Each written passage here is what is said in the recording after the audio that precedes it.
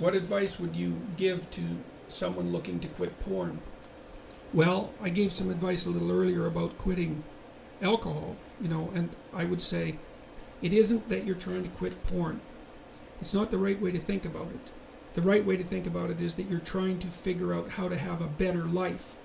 And so you have to figure out, well, I would say do the future authoring program and keep your porn addiction in mind and think.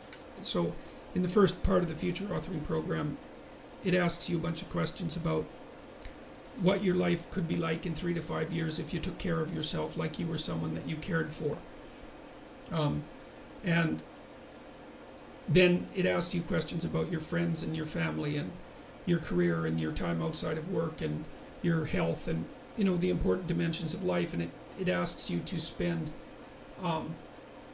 20 minutes writing about how good your life could be in 3 to 5 years if you got your act together and did what was good for you. And then it asks you to write about the hell you could be in if you didn't.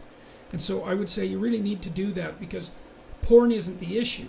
The issue is that you're not living your life the way you want to. And so you need a vision of life that's more compelling than the porn, and you need a counter vision too that frightens you, because otherwise porn is obviously extraordinarily gratifying in the short term, but you seem to be suffering from the medium to long-term consequences of its use.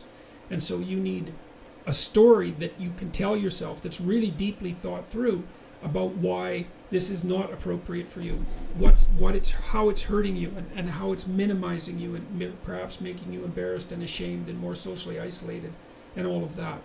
So I would say think about it as cleaning up your psyche and your behavior rather than merely stopping